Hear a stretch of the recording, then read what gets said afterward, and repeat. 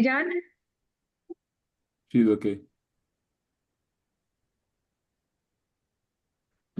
So you can see my screen? Yeah. Okay.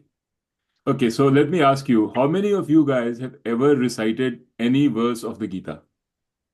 Has anybody done so? Not No. me. Okay, Not then me let's either. do it together. So we are going to recite these 5 verses today. You just follow me when I speak. Okay, it's Sanskrit, so say the best you can, but it will be very nice. You know, you'll enjoy it. It's a good thing. Okay, so follow me, okay? Yes, ready? Yes. Can we make the Which screen verse bigger? are you reciting? Nitu, Hanji? can we make the screen bigger? Or do I have to do something here at my end? No, let me see. I mean, to make the screen bigger, you will have to, what I'll have to do. You can pinch it, Tony. Yeah, you can pinch it open. We are doing it on the. Yeah. Okay. Got it. Yeah. Yeah, Got okay. If you, because it's going to be very hard for me to do that. Yeah. No. We got it. Thank you. Okay, so speak after me. Shri Bhagwan Uvacha. Shri Bhagwan Uvacha. Okay. Ashocyan Anvashocastvam. Ashocyan Anushachastvam. Yes. Nitu, can you say a little less? Okay. Pragya Vadansh Cha Bhashase. Vadansh. Cha Pragya Bhashase. Vadansh. Cha Bhashase. Bhashase. Yes. Bhagate.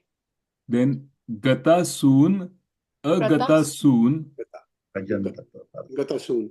Yeah. Gata Soon Agata Soon. Don't read, just say what I'm saying because you won't be able to follow it with reading. This is Sanskrit, this is not Hindi. There's a difference. So, say less. Say Gata Soon.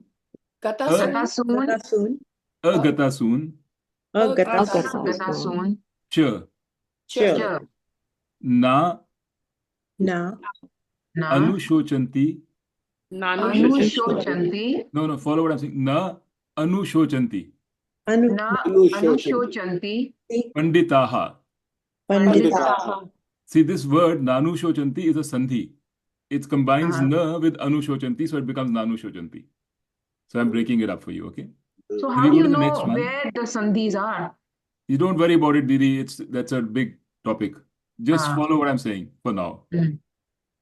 Na Tvevaham Jatu Nasam Natvam Neme Janadhipaha Na Chaiva Na Bhavishyamaha Sarve Vayam Ataparam. Okay, then Dehino Svin Yatha Dehe Kaumaram Yauvanjara. Kaumaram Yauvanam Jara. Can you recite it? Dehant Praptihi Dhirastra.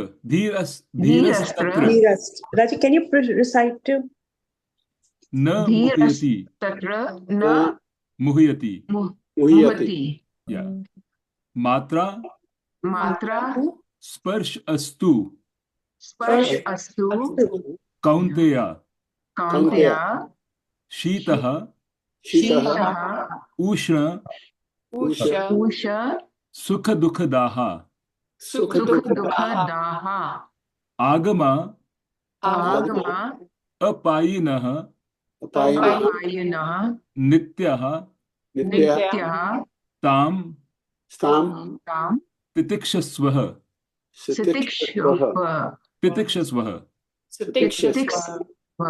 Bharata Yam Hina Vyathyantete Purusham Purush Arshabha Sama Dukha Sukham Dhiram So mrit, so mrit, Somrit. Somrit. tavaya Sataya. Vaya. kalpate. Kalpate. Okay. So I'm sure, over time it'll become easier. But these are the first 5 verses where Bhagwan Krishna starts his teaching. So 2:11 is where he starts. And I'm going to give you the meanings of these and how we come to that, and then we will talk about them. Actually, I'm just going to restrict myself to the first 2 for now. So, right now, so far, what has happened is Arjuna has been very stressed, very depressed. When he saw the magnitude of what he is about to do. He's going to kill, or he needs to kill Drona and Bhishma, his two, like dearest people. And he's going to make so many families suffer because their men of the families are going to die. So he's going to cause so much destruction that he just can't handle it. So he is deep in sorrow because he says, how can I do this in the name of Dharam even? This is really wrong. I can't do this. So he's given up his bow and arrow and he's sat down in the chariot. Okay. And then he said, so far Bhagwan has been totally quiet, didn't say anything. Then he said, Bhagwan, I want to know because I don't know what is right anymore. What is the path of Dharam? What is the path of Adharam? I don't know. Please help me. And then he said, make me your Shishya. I want you to teach me. He didn't say, give me advice on what to do right now. He said, teach me. Meaning, in other words, teach me how to think about this. What is right, what is wrong, as opposed to tell me what to do right now. So when Bhagwan Krishna heard these words, actually, he smiled. He said, okay, good, like, good, you've come now to the realization that you want to learn. Let me teach you. Then he started speaking. And this is the first word he said. He said, Ashocyan anvashochastvam. What it means is, see, shuch, the dhatu is shuch. Shuch means sorrow. So shochya means that which is worthy of sorrow. So shochya means that anything like, imagine things, tell me, what do you think is worthy of sorrow in our life? Loss of a loved one is worthy of sorrow? Yes? Yes. Loss of fortune is worthy of sorrow. Earthquakes, everything is worthy of sorrow. In our life, we believe there's a lot which is worthy of sorrow. We find it natural to grieve over these things. But what Krishna Bhagavan is telling Arjuna is, he says, Ashocyan, not Shoch. So Shocyan is those things which are worthy of sorrow. Ashocyan means things which are not worthy of sorrow, which don't deserve sorrow. So he says, Ashocyan anvashochastvam. Tvam means you. Anvashochas means you're sorrowing, you're grieving. He's saying you're grieving over things that are not worthy of grief. So, I mean, for me, this is like, what is he saying? Is he's going to cause destruction of so many households. He's going to kill so many people. He's going to, kill Drona, and he's going to kill or die and kill Bhishma. And this is not worthy of sorrow. In fact, actually, I remember I discussed this with a friend of mine, an American friend. And I told her, I said, this is what the first line is. And she said, don't ever tell me that I should not grieve, that these things are not worthy of grief. Don't tell me. She got so upset. I mean, if I tell Vidur, he's a therapist, he'll say the first thing you have to do is grieve.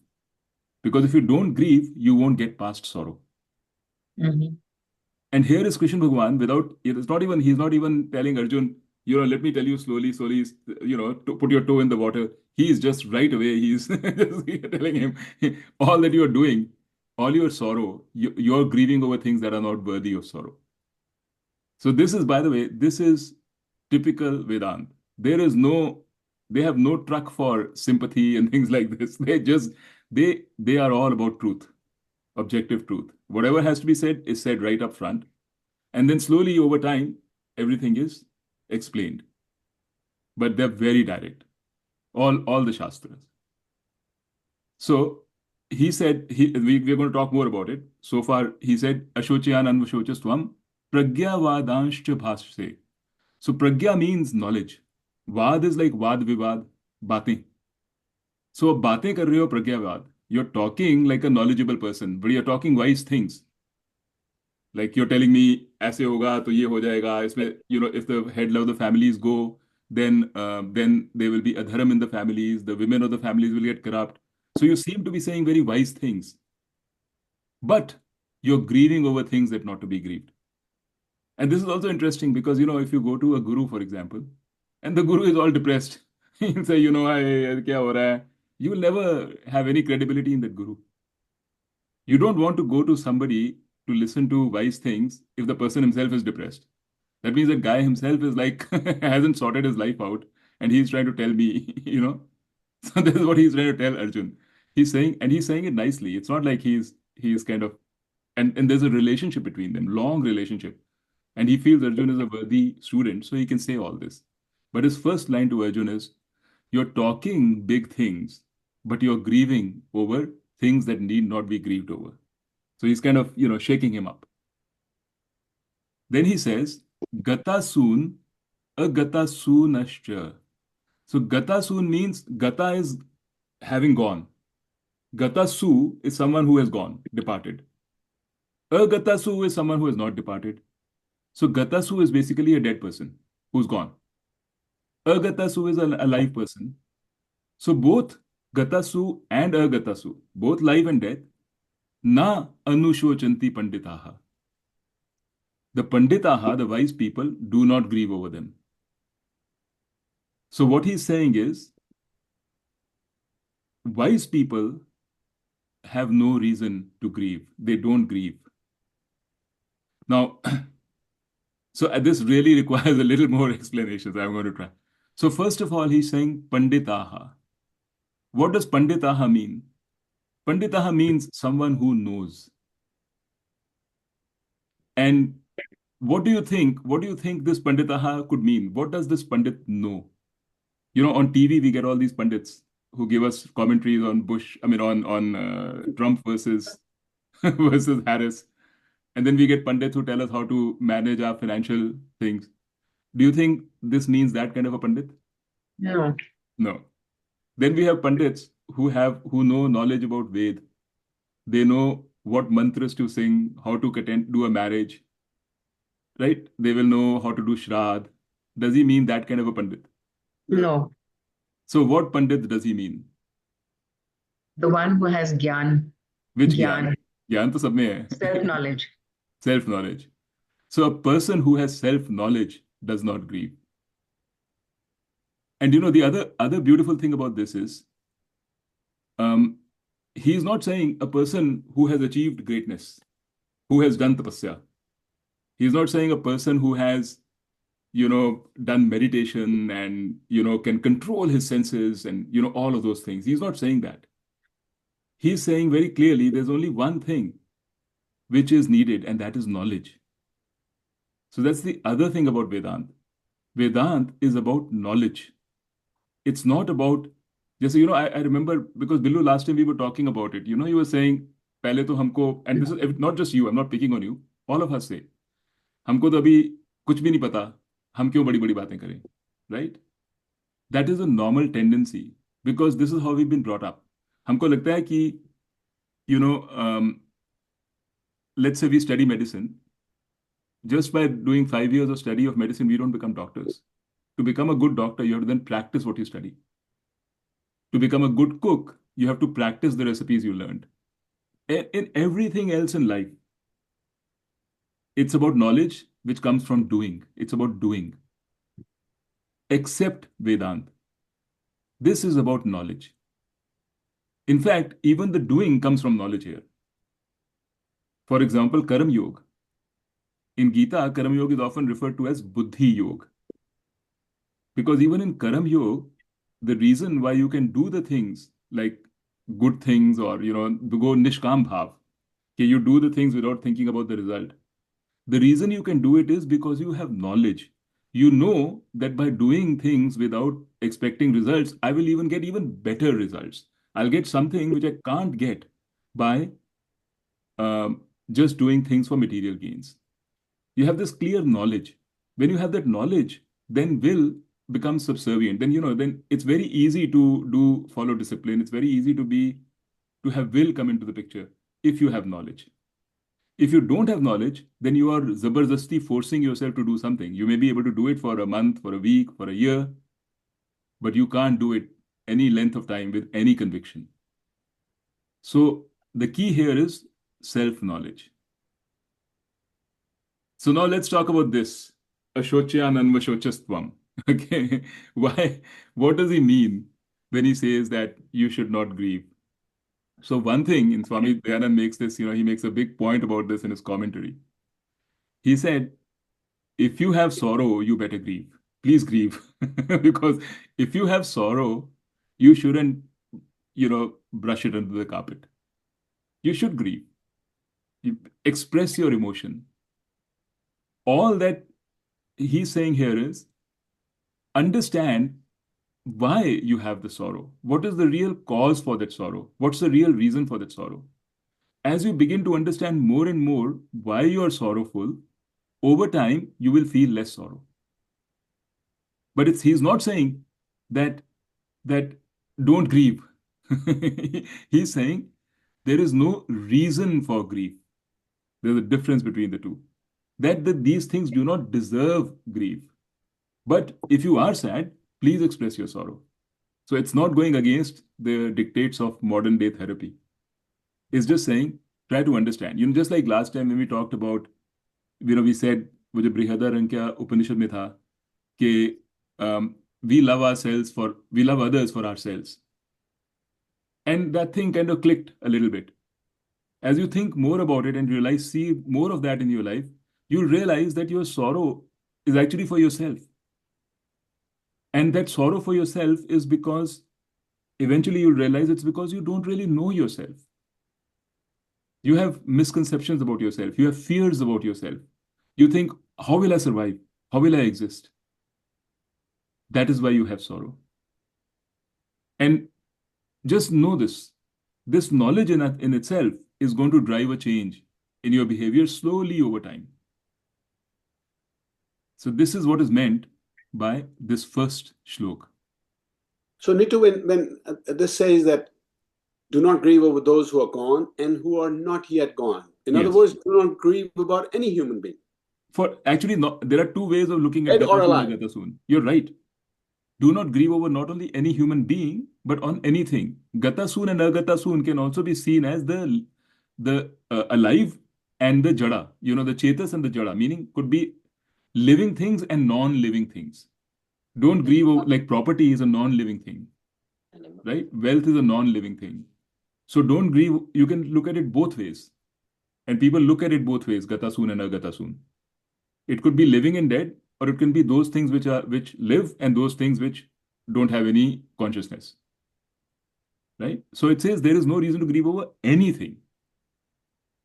Actually, this line is the promise of the Gita. Bhagwan Krishna has set up an expectation now. He's telling Arjuna, there is no cause to grieve if you have self-knowledge. And what I'm going to do in my teaching is to give you self-knowledge. So he's giving a promise to Arjuna, saying, the reason you're grieving is because you don't have self-knowledge. I'm now going to give you self-knowledge so that you don't grieve. I said, now the Gita is a book of happiness. This is what it means. It's the book of happiness. It says, everything is a shocyan. If you know yourself, if you are in touch with yourself, if you understand, because then you'll be, it's really, actually in a way it's intuitive, because then you're in touch with yourself and in touch with the world. You will know that the world has ups and downs. These things happen. Shit happens. And good things happen and bad things happen. Sometimes they happen to you, sometimes they happen to the others. And when you can maintain that equilibrium and say, okay, I'm okay, I know me, I will also die tomorrow. It's okay. When that sort of feeling comes, you start thinking like that, then you start changing. So far, we've never thought like this because we see everybody around us, all our loved ones, people that we respect, people that we hold dear, they all have taught us to grieve. They've taught us fear in a way. They've taught us love also, but they've taught us attachments because they themselves don't know any better. They themselves are attached. So in essence, you need to, as self-knowledge improves in yourself, it is about your ability to handle external events in a better way because you're understanding yourself better. Is that? That is totally true, Tony Bhaiya, but that is not the full picture. I remember you mentioned this last time also. When you have self-knowledge, you will be able to handle everything better, including external events. But that is a byproduct. The real thing is when you have self-knowledge, you will have contentment in yourself. Mm. That is the real fruit. And that contentment is not like a dry contentment, just chupchap baithe hue ho like a robot. It's actual joy. So that's a real fruit of having self-knowledge. And when that happens, sorrow doesn't have any place. So this is a very big statement. It's a very big promise. So if you're doubtful about it, that's because we are all humans. It's not normal to be doubtful about this. But I just wanted to tell you this is and show you the words. This is the promise that Gita is making, actually. Whether we will be able to realize that promise or not, why should we think that we won't be able to? But let's go for it. Let's see. Let's see how much progress we can make along it, right? Then the next one, he actually gets to that point which I was saying. The reason he's now saying right away, now let's go through this one. Na tve vaham jatu nasan. So if I break the sandhi, it's na tu eva aham jatu na asam. So what this means is, it's not that it's not true that I never existed. Meaning, there was never a time that I never existed. Na tu eva jatu asam. Asam means existed. It's a past tense. Jatu means never. Tu is just a preposition. However, na is na and aham is me. So in fact, he's saying, there was never a time that I never existed because I fear actually deep down, our biggest fear is the fear of non-existence. We feel that we have limited time in this world. Once death comes, we will cease to exist. So if you really go to the root cause of all our issues, you'll see, and you have to see this, you have to actually understand this, that they're driven by this fear of non-existence. We feel at some stage we will not exist. So we are looking for all kinds of things. Oh, there must be an afterlife. Why? Because if we don't exist, for us, existence means living another life. That's existence. Bhagwan ji saying there was never a time that I didn't exist or you didn't exist. Okay, so first he said, Na tve vaham jatu nasam. Then he's saying, Na tvam, nor even you. Na ime janadi paha. Janadi paha means the kings.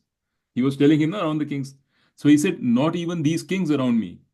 That means all of us, not me, not you, not all these kings. There was never a time when any of them did not exist.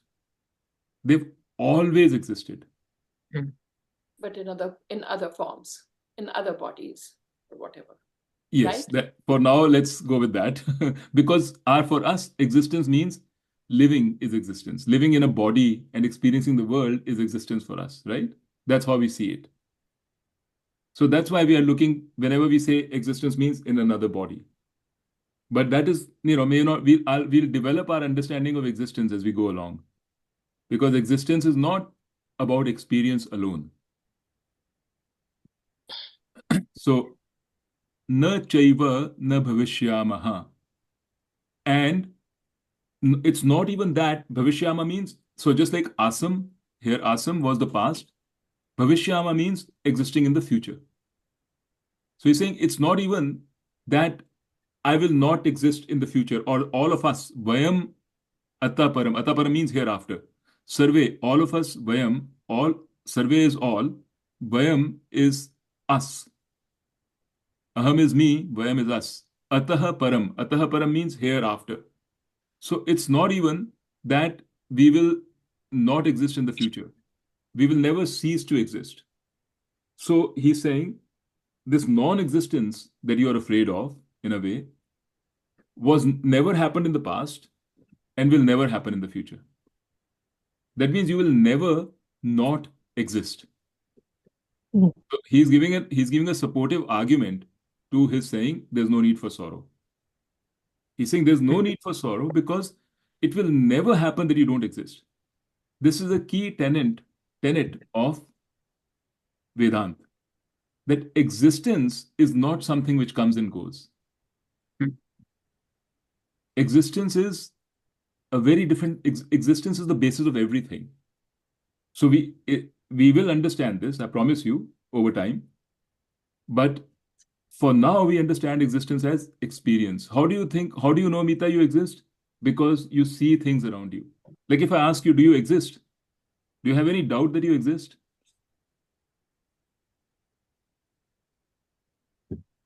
We exist, right? But how do we know we exist? We say we exist because we can see things. We can see others, we can talk to others, we can touch, feel. That's that's what we think we know we exist. But when you are in deep sleep, not dreaming, deep sleep, you can go to deep sleep for 2-3 hours.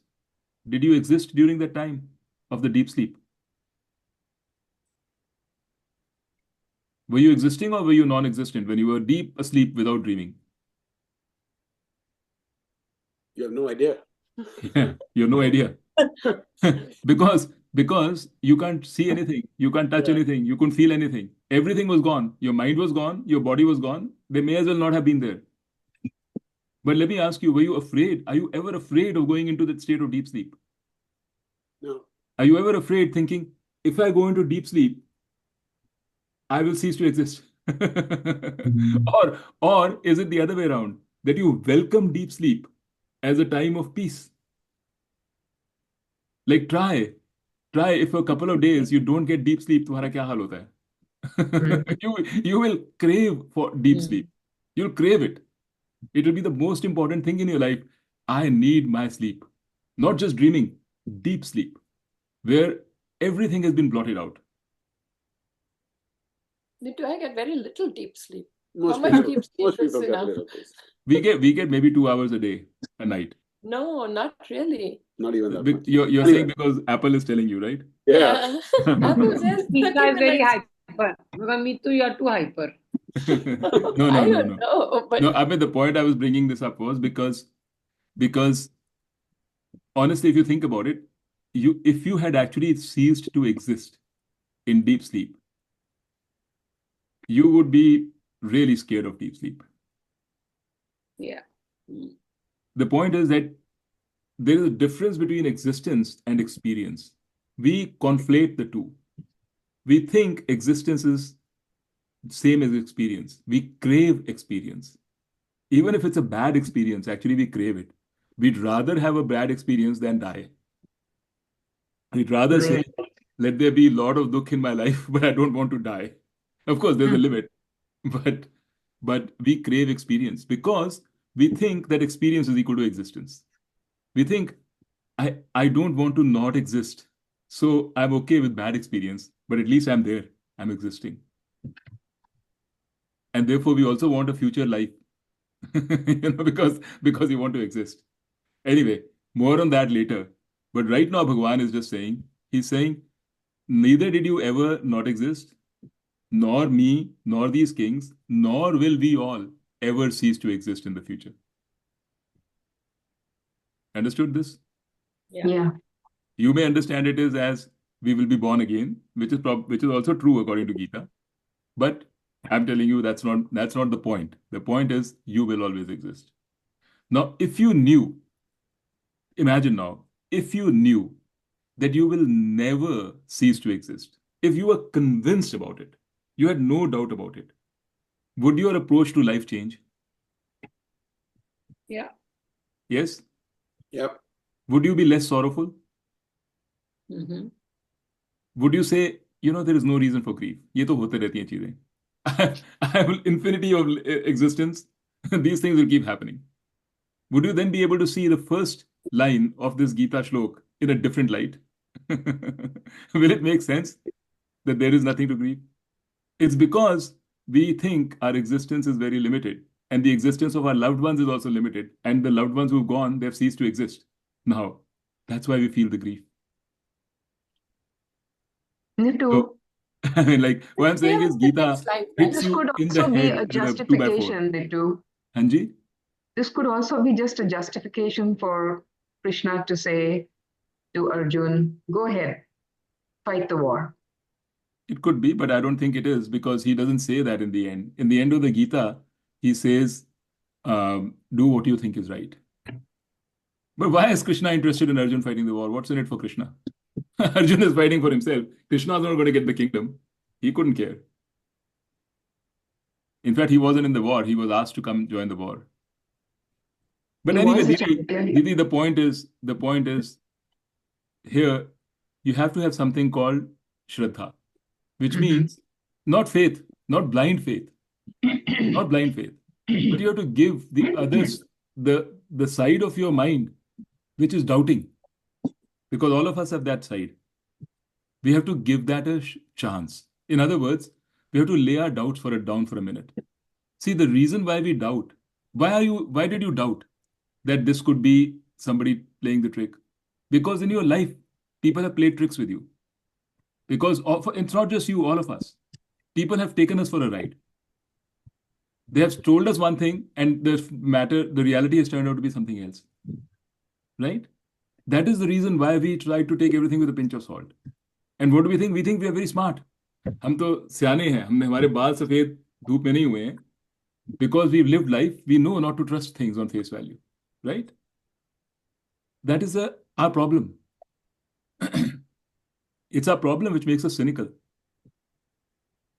So even when something like this comes to you, which is a really interesting, important gyan, our first thought is, maybe ये तो ऐसे ही बोल रहा होगा.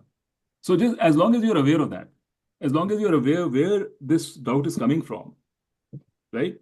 From your own fears, the doubt is coming from. Because you don't want to be believing in the Gita and then being proved wrong. कि मैंने इतना time spend करा, इतना मैंने believe करी, commitment करी, और फिर मुझे कुछ मिला ही नहीं. That is the source of the fear. As long as you know that, it's fine. But Netu, there's always the fear of the unknown, right? Yeah. I mean, you can tell me that I will always be there, I'll never cease to exist. But after I die, I don't know what is going to happen, in which form I'll exist. That is fearful. I mean, I would be scared of that, right? Yeah. You're scared because, Meeta, you don't have conviction right now, right? That you will cease to exist. You have all these questions. I'm just trying to say, I'm not saying that we should have the conviction right now. I'm not saying that at all. Mhm. I'm saying the reason you are fearful is because you don't know. All you know is somebody has told you will not cease to exist. You don't know that you will not cease to exist. Gita is not about Krishna Bhagwan telling you that you will cease to exist. That is the starting point. Gita is about you making your own journey to find out, will you cease to exist or not? We haven't even started the journey yet. Right? Yeah. We are just on page 1, first verse. Mhm. So all I was trying to tell you was, imagine if that was true, if it was true that you didn't have any doubts that you will cease to exist, if that was true, would you be less sorrowful? Would this first statement make more sense to you? That's all I was asking. It's Yeah, not, it's speculative, but yes, Sure. it's true. Yeah. right? It's So true. I'm not saying that you have that conviction right now, or that please have that conviction. No, there's no forcing it. Yeah. Yeah. It is definitely speculative. Yeah. Yeah, at the moment, it's just a something. Thought. The only Yeah. thing going for it is it's coming from the Gita and coming from Krishna Bhagwan. So that lends some sort of weightage to it, but that's about all. Okay. Then he says, Dehina asmin yatha. Just as. Yatha means just as. Dehina is that which dwells inside me. So he's not saying Atma, Brahman, no big words. He's saying within you is another small being. Dehi. Dehi is the body. Dehina is that Dehini is what dwells inside the body. So you can think about it as soul, you can think about it as Atma, whatever you want to call it. Asmin, inside, Yatha. Just as inside you, the Dehin, Dehe Kaumaram Yovanam Jara. In the Deha. So Dehina in the Deha goes through Kaumaram, like teenage, Yauvanam, youth, Jaraha, Jara, old age. Just as this indweller inside you, your Atma, he's saying, don't think about your body as you. Think about the indweller inside you. What does the indweller inside you have? It has a body. That body goes through teenage, then it goes through youth, then it goes through old age. So body is transforming. Agama apayinaha. No, sorry. Tatha dehant. वही मैं सोच रहा था कहाँ हो गया. Tatha, similarly, dehantar praptihi. Dehantar means the next body. So dehantar praptihi dhiraha tatrana muhyati. That means similarly, just as the Dehina, the inside you, goes through Various changes. childhood, youth, and old age, very similarly, it goes through the next body also. He's just saying, as far as the Dehin is concerned, nothing has changed.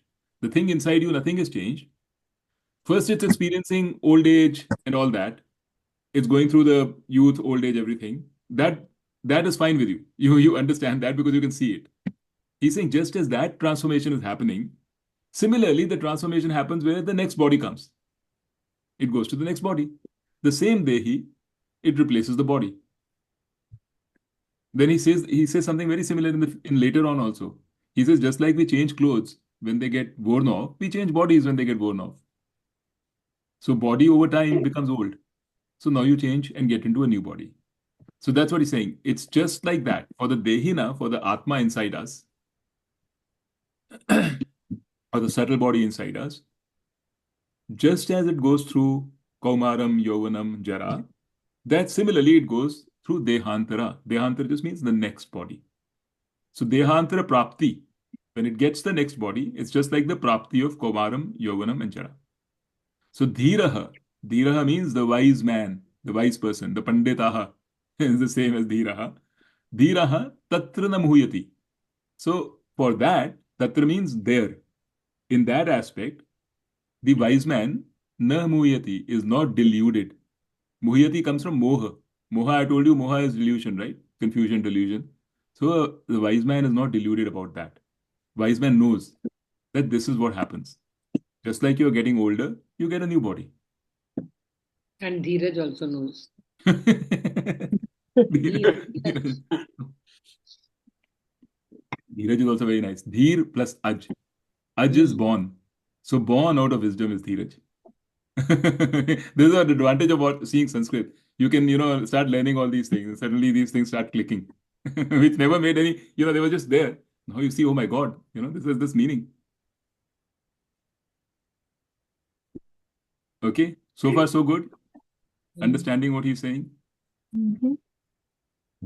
Then he says, Matraha Sparshaha Astu Kaunteya. So Matraha is like the sense organs. So Sparsh is touch. So Kaunteya is another name for Arjun. The son of Kunti is Kaunteya. Okay. Sheet Oshanam Sukha Dukha Daha. So Sheet is Thand. Oshanam is Garmi. Sukh Dukh Daha. The giver of all these things, the giver of Sukh and Dukh, the giver of cold and hot, meaning the pairs of opposites. Agama apayinaha nityaha. ठीक है? So agama means coming, apayanaha means going. So coming and going. Nityaha is constant, always there. Tam titikshasva bharata. So tam meaning for that, titikshasva. That means keep titiksha, keep tolerance, tolerate it, bharata. So he's saying all these things that you feel, pleasure and pain, heat and cold, comings and goings, all of this, these are all matra, they are just matra sparsha. They are basically the contacts of sense organs. The sense organs are the things which are giving you all these experiences and feelings. That's all they are. Pain, it comes from the sense organ. In other words, these things are not you. You are feeling them because you have sense organs. Sense organs' job is to feel these things. So they're giving these to you.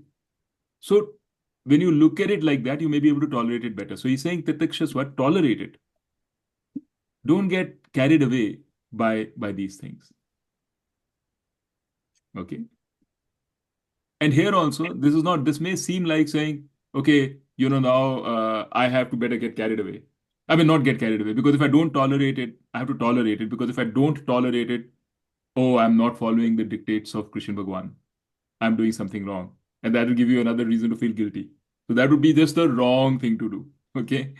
If you can't tolerate it and then you beat yourself up about it, that is not the intention of the Gita. That is wrong. So that is not the takeaway from this. What you'll find from here is the takeaway is, if you know this, if you start understanding why they are happening, the role of the sense organs, how, this is not you, these things.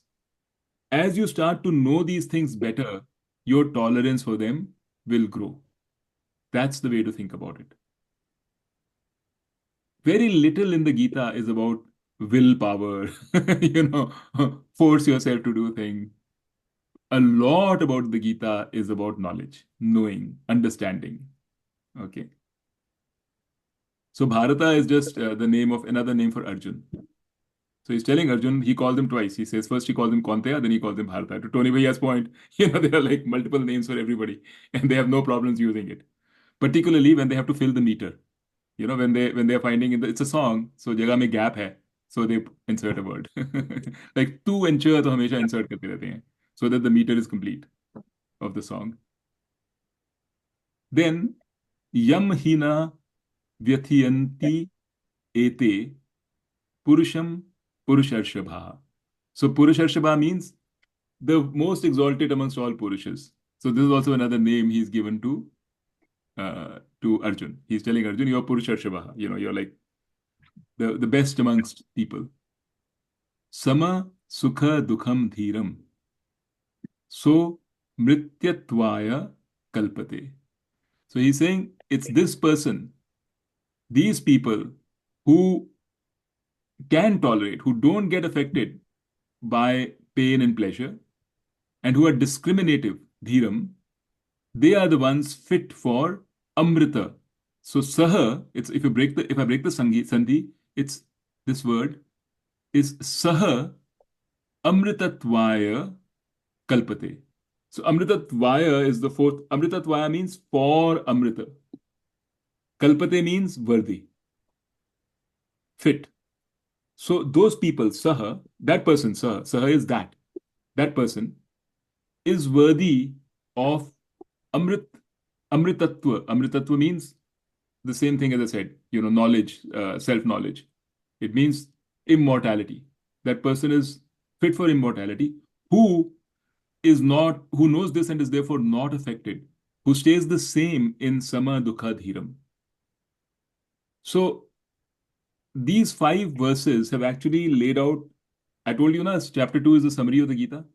These 5 verses are the summary of chapter 2. It's the summary of the summary. He said everything that he will now explain going forward. I mean, the whole knowledge is here. What he's saying is, there is self-knowledge. With self-knowledge comes the ability to know, when you know what you are and who you are, and you see what you're not. You're not this body. You're not the sense organs. The sense organs are going to give you impulses up and down. When you know that, and you know that you're also you're also not going to go away anywhere. You're always existent. Not just you, but everybody also, everybody around you. But let's focus on you. You're always going to be there, always existent. You are not this body and these sense organs. The sense organs and the body are giving you feelings, but those feelings don't really affect you. There's no need for them to affect you because nothing is going to happen to you. You're always existent. When you know this, you have understood the teachings of the Gita, and you will no longer have reason or cause for grief. That's the summary of the Gita. He's saying this in so many lights. He said, and how do they give you this? How do they take you there? There are two paths, going in parallel where they take you.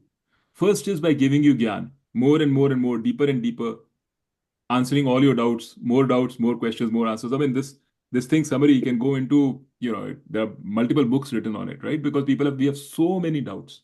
We have so many questions.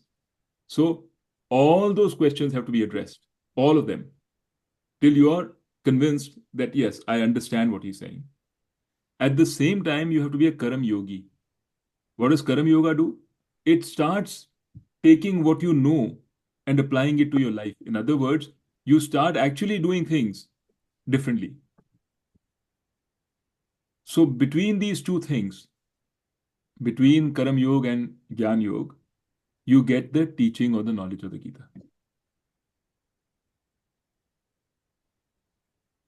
So let me repeat one more time because I myself am so impressed by it that I don't mind talking about it.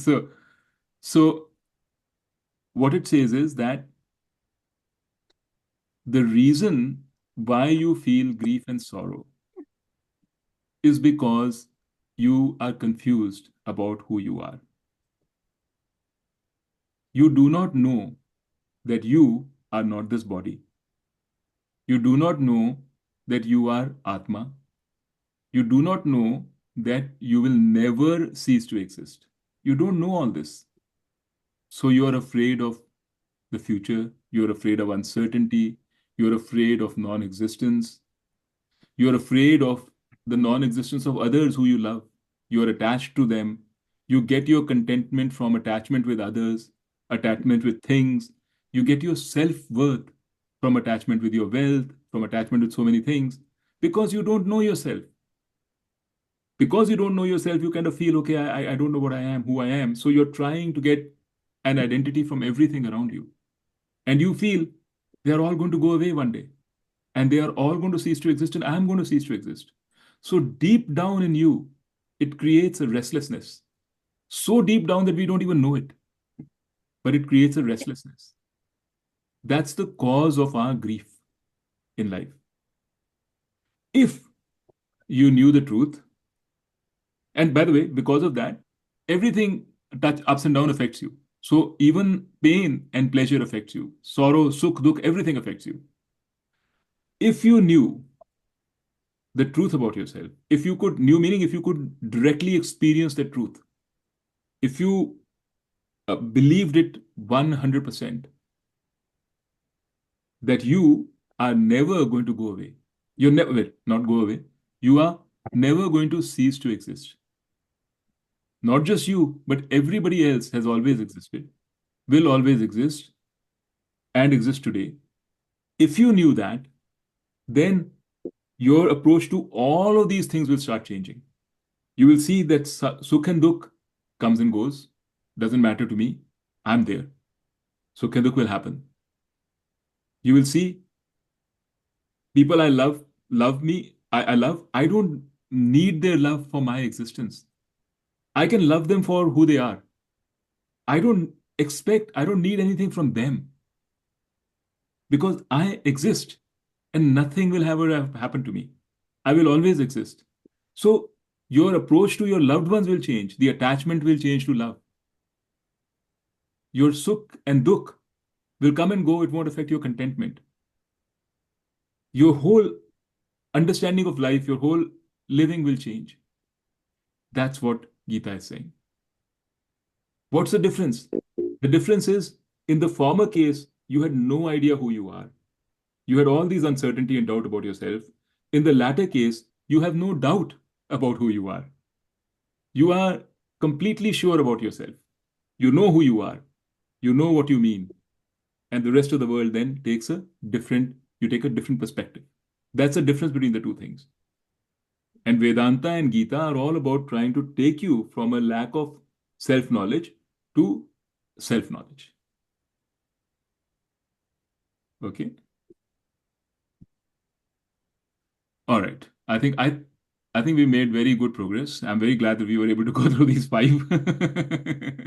Now we can discuss. Shall I close this thing? Is it okay? Yeah. No, leave it on. Oh, sorry.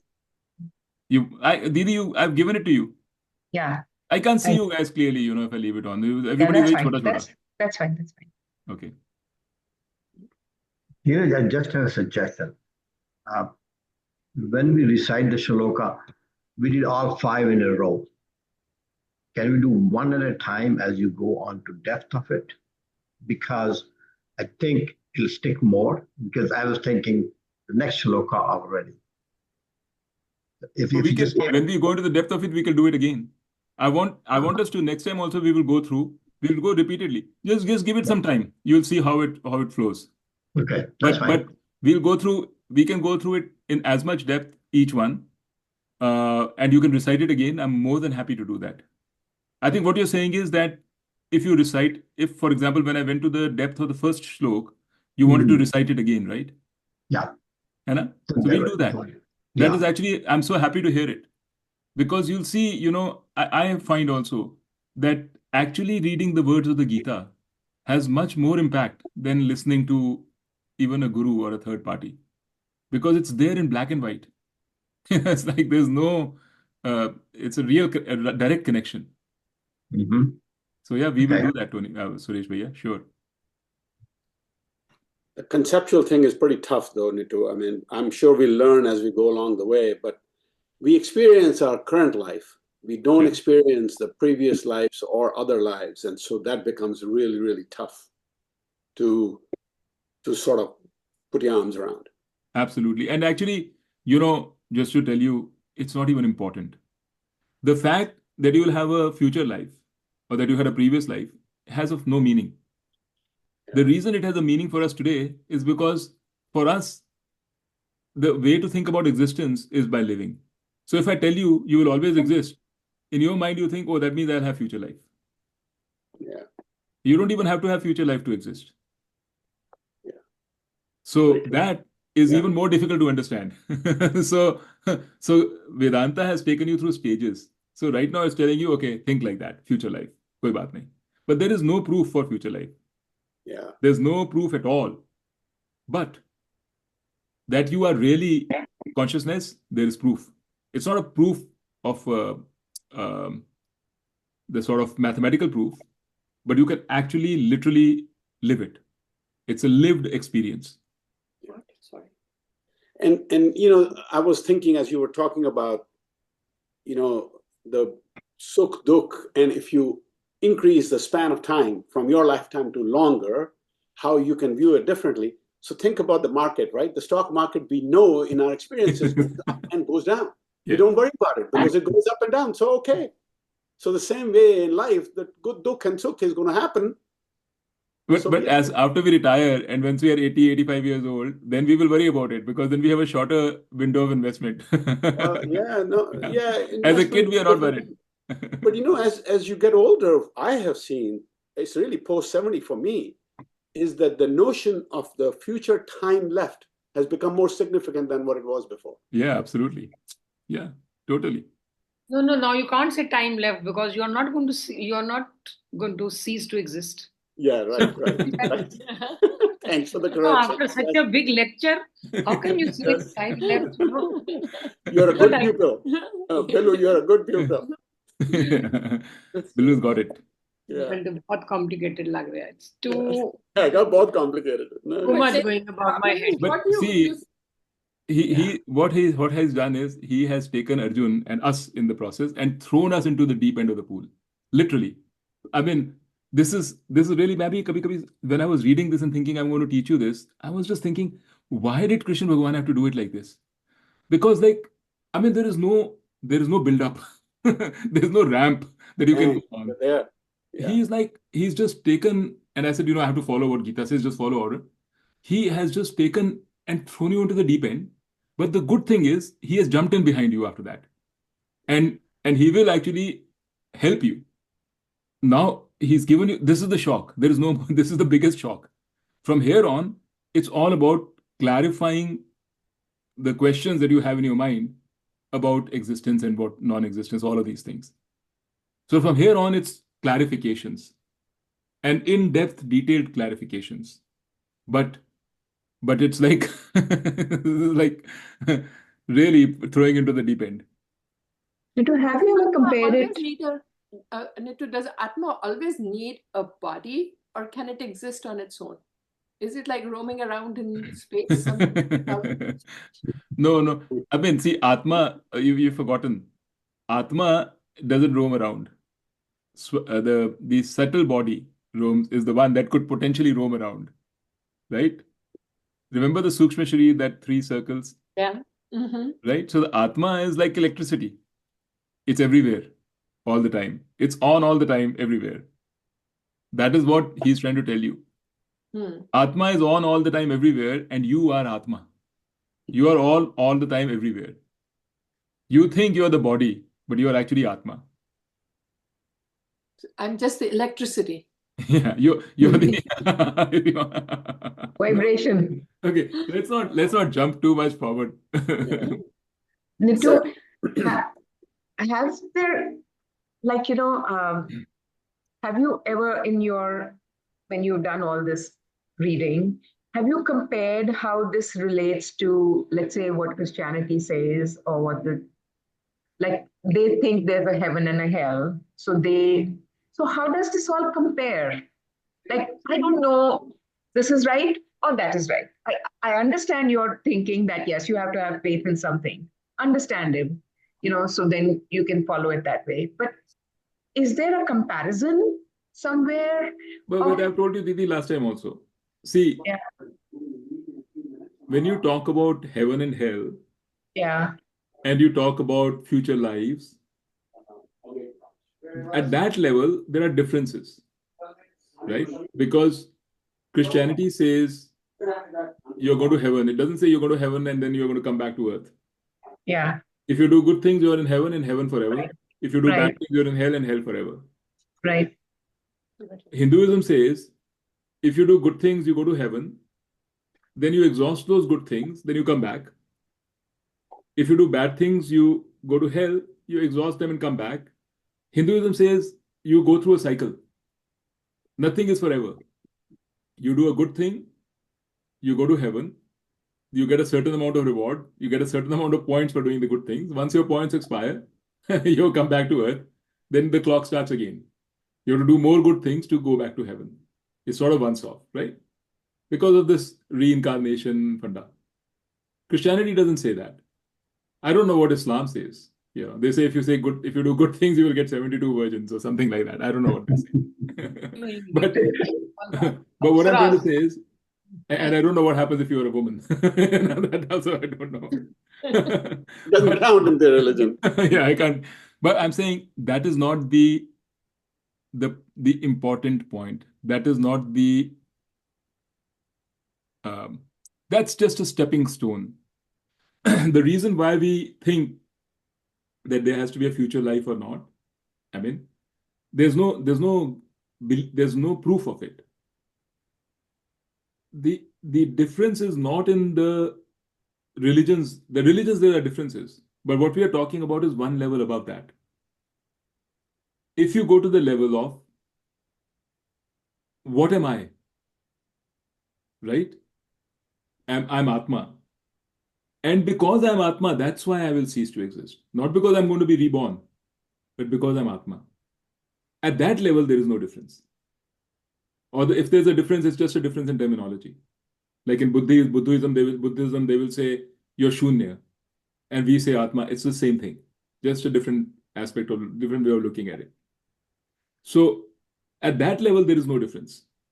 So rather than worry about, is this path the right path or is that path the right path, take one path because you have to get to the top, right? So right now, for example, if this is the most convenient path, take this path.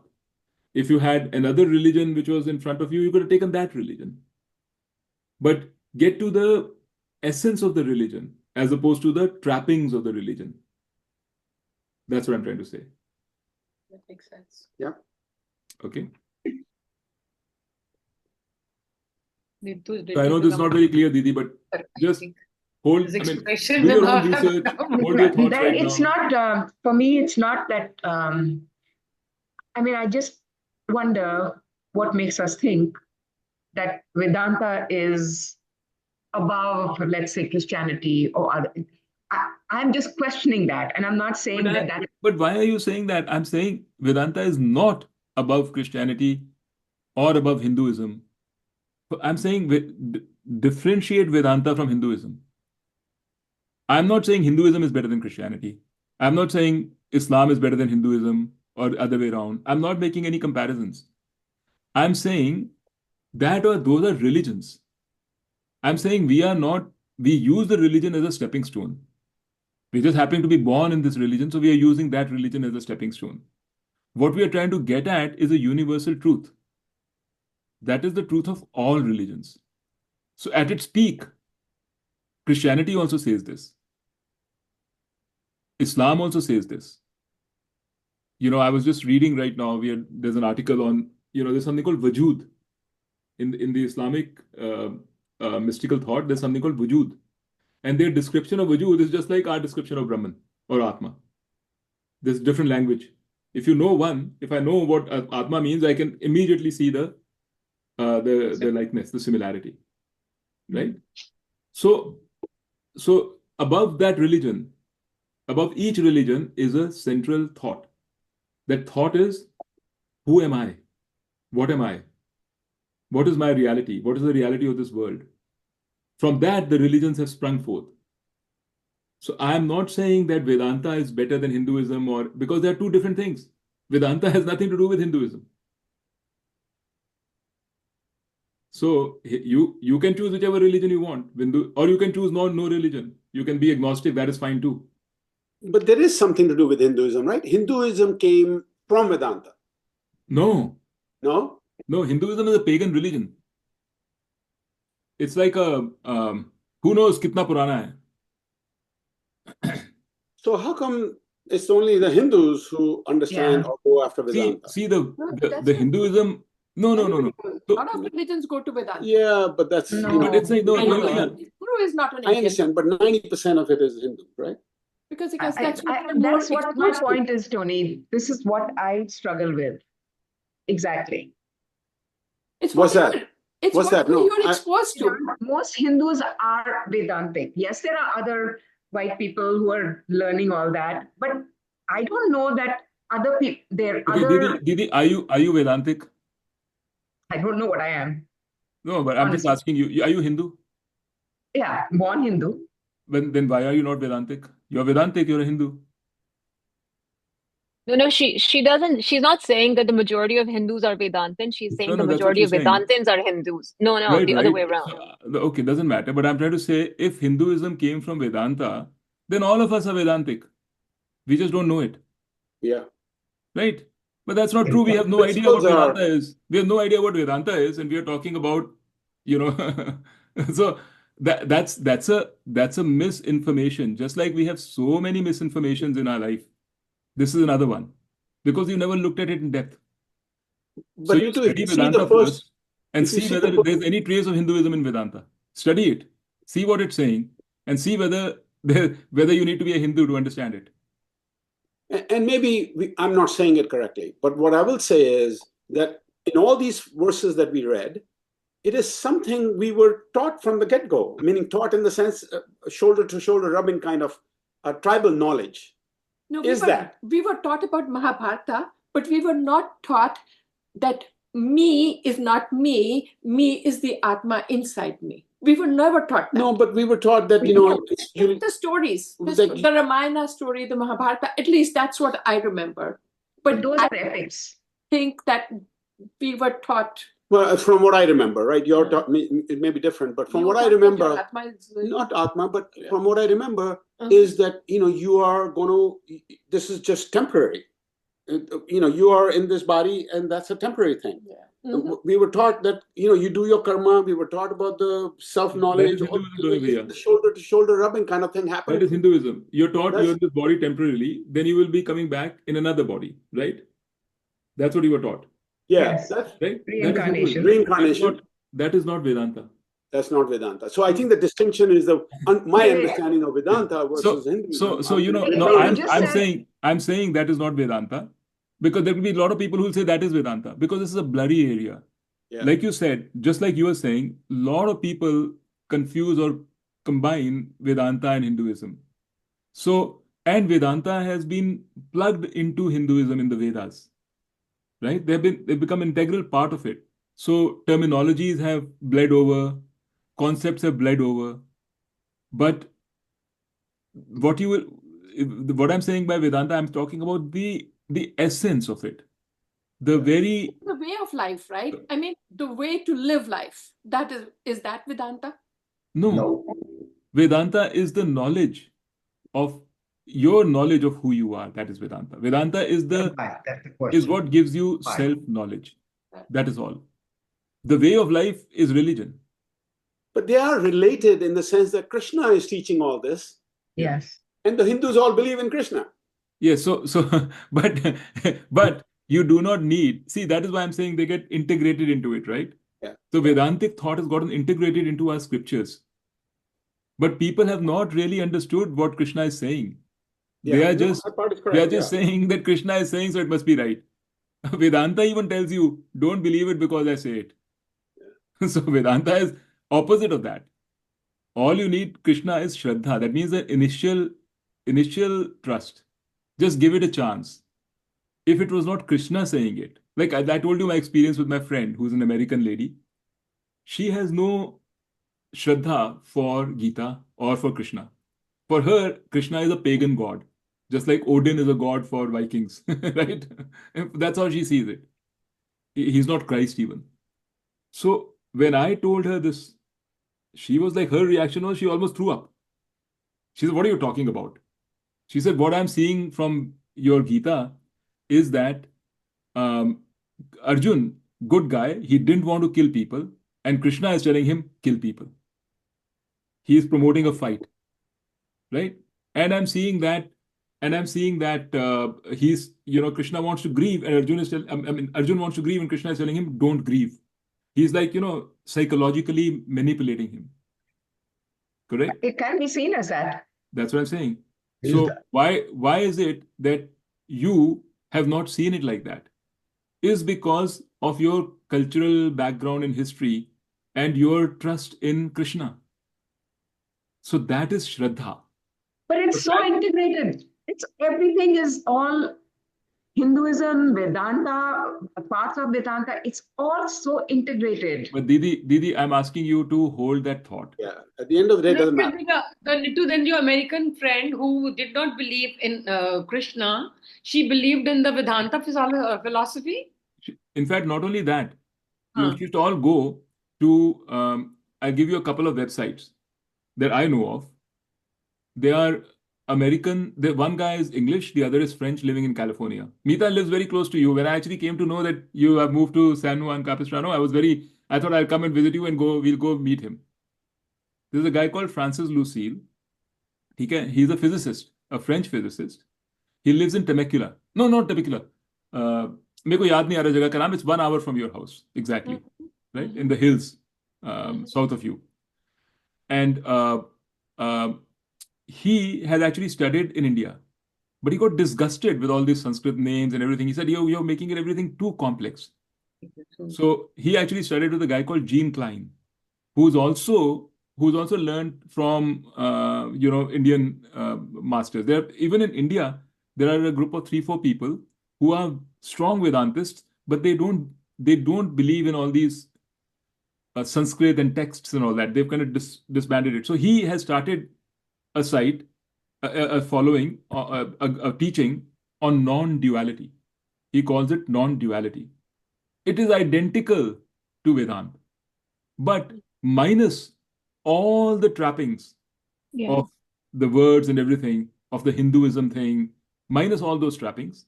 And he's teaching them.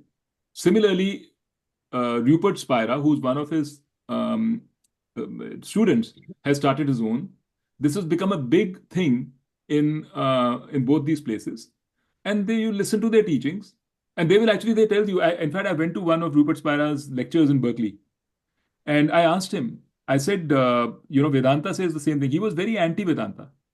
He said Vedanta confuses people because Vedanta talks about a lot of different things, which is not needed. He says Vedanta confuses people because... We're going to catch up on the phone as we go. Thank you. Hello. Okay, Tony Bhaiya. Okay, here. Yeah. So I'm saying that because he's a Westerner, everything about all this religious stuff was so unfamiliar to him that he was not able to it was too much. It's too much for a Westerner to understand things that we instinctively get. All the different gods and all the different rituals, everything else. It's very complex for them. So he said, I'm not interested in all that. So if somebody were to ask us to explain it, I don't think I can explain anything properly. Yeah. It's coherently exactly. It's very complex. So he said, I'm more interested in the actual philosophy, in the actual thought. What is the philosophy saying? And he finds that. Sweetheart? That is the thing I'm interested in, and that I get. So I'm going to extract that and create my own teaching material and my own teaching methodology, which is only talking about that thought, the real, actually, Vedanta philosophy. So Vedanta is a philosophy. It non-duality. Yes, non-duality is Atma is non-dual. Yeah. So that's now that's a philosophy of who you are, or actually not just philosophy. Vedanta itself is a philosophy. Right. There are six philosophies which are considered Hindu philosophies. And then there are six other philosophies in India which are non-Hindu philosophies. So like Buddhism is a non-Hindu philosophy, Jainism is a non-Hindu philosophy. They're all philosophies of India because they don't believe in the Vedas. There are six philosophies which believe in the Vedas. Vedanta is one of those six philosophies. Others are Sankhya, Yoga. Yoga is a philosophy. Then Vedanta, Mimamsa,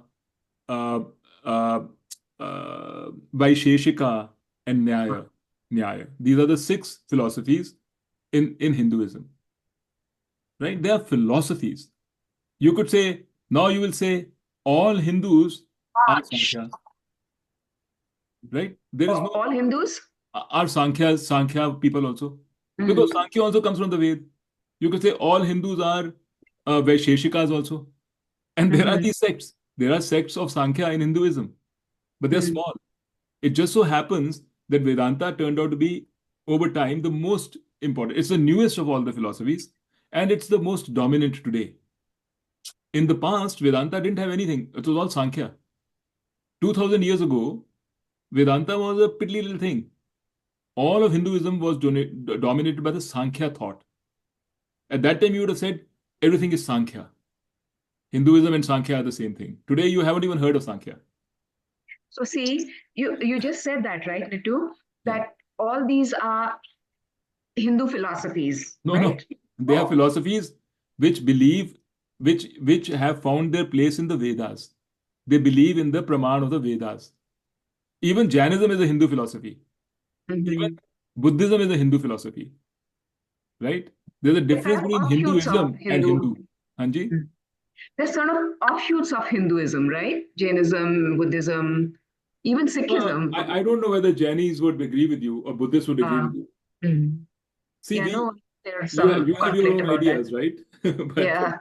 True. Saying, you have your own ideas because you'd like... No, I understand. There are a lot of Sikhs who don't think that Sikhism came from Hinduism. So you're right. Buddhism was absolutely anti-Hinduism. It got established because it said Hinduism has become too complex. But the core of Buddhism, not the religion, the higher thought of Buddhism is the same as the core thought of Hinduism. Same. So you could choose the path of Buddhism and come to the same realization. You could choose the path of Hinduism and come to the same realization. Doesn't matter. Because at the end of the day, there is a particular thought. That thought is the same. I'm done, bache. You can come and have whatever it Didi, is. you know, the first time, many, many years ago, when I first read that book, Roar of the Ganges, that got me into, I used to have conversations with Swami Tadatmanand, who was also a disciple of Swami Dayanand. And I remember distinctly one conversation where I spoke about prior lives. One second. Nita, can you turn your phone off? Well, we're only here on the weekend right now, but later in the day, we'll probably move in like 1 month. Anyway, it doesn't matter. Okay. Yeah, koi baat nahi. Let us know if you need anything. Taking stuff out, getting rid of it so we can come here. Yeah. Sure. Okay. Omar, let us know if you need anything. Okay, thank you so much, sir. Yeah. You never go. Bye. Okay, Kiki, speak. I want to hear that. Okay. He just told me that he himself, he's a Swami. He's completely agnostic about multiple lives. Like it just doesn't matter. That's exactly what he said. And he, you know, that when it comes to the core of it, whether you have a prior life or a later, it is multiple lives is not, it is not Vedanta. It is just sort of an enclosing infrastructure if you want it. So it's not, the point is that he was agnostic, completely agnostic. It didn't matter. Yeah, it really doesn't matter. My opinion at this stage of the game is it doesn't really matter. The learnings are still very valid, but it doesn't really matter if you have a future or not a future. But all the learnings are still applicable. If there is no future, then the present should matter. Well, the present matters. No, present matters. Why don't we have a more informed discussion in a few weeks? Right now, it's a speculative discussion. Yeah, agreed. Yes. Okay. That's good. So now I'm going to shut off the recording. Sweetheart.